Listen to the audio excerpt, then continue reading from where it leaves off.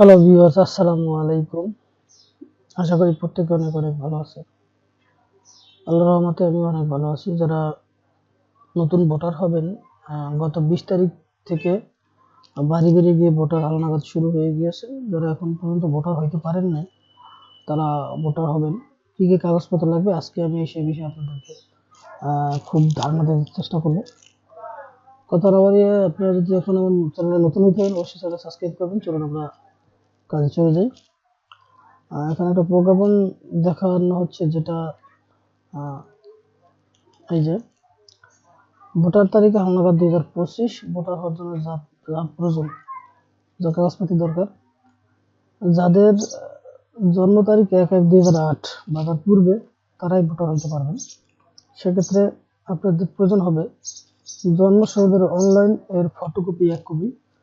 যেমন এই যে দেখুন, এটা এরকম অনলাইন ডিজিটাল জন্ম সনদ বলে, এটার একটা ফটোকপি লাগবে আপনাদের। এক পাশে বাংলা, এক পাশে ইংরেজি থাকতে হবে।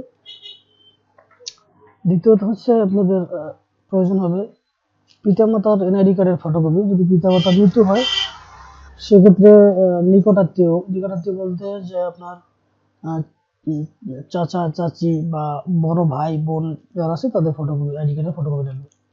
আর যদি শিক্ষকতার যোগ্যতার সনদ বা সার্টিফিকেট থাকে, সেক্ষেত্রে প্রয়োজন ক্ষেত্রে 1 কপি ফটোকপি লাগবে। আর চেয়ারম্যান কর্তৃক নাগরিক সনদপত্র হচ্ছে যে চেয়ারম্যানের পরিচয়পত্র, যেমন এরকম এই যে এরকম চেয়ারম্যান কর্তৃক দিয়ে থাকে। আর যে যারা পৌরসভা আন্ডারে আছেন, তারা পৌরসভা থেকে নিয়ে নেবেন এরকম। তারপর হচ্ছে যে আপনাদের দরকার হবে, তারপর আপনাদের প্রয়োজন হবে বিদ্যুৎ বিল বা ট্যাক্স রসিদ। বিদ্যুৎ বিল বলতে আপনাদের যে পানি, গ্যাস, বিদ্যুৎ বিল, যে কোনো একটা বিলের ফটোকপি দরকার। আর যে আপনার চৌকিদার কর্তৃক ট্যাক্স রসিদ, মানে এই ট্যাক্স রসিদগুলো আপনাদের চৌকিদাররা দিয়ে থাকে, ওনাদের কাছ থেকে আপনারা সংগ্রহ করে নেবেন। 1 কপি ফটোকপি লাগবে। তারপর মহিলা হলে মহিলাদের কাবিননামার ফটোকপি 1 কপি লাগবে। আর যে রক্তের গ্রুপ পরীক্ষার একটা ফটোকপি লাগবে। আর বিবাহিত হলে মহিলার ক্ষেত্রে স্বামীর এনআইডি কার্ড লাগবে। আর পুরুষের ক্ষেত্রে স্ত্রীর এনআইডি কার্ড লাগবে, এইসব লাগবে। আর আরেকটা কথা, যাদের মনে করেন বয়স আপনার 2000-এর পর, যেমন 1999, 1995, 1992, এইসব যারা আছে, তারা ভোটার হন না এখনো, তাদের ক্ষেত্রে প্রয়োজন হবে অনলাইন জন্ম সনদ তো প্রয়োজন হবেই। সেক্ষেত্রে আরেকটা জিনিস প্রয়োজন হবে, সেটা হচ্ছে যে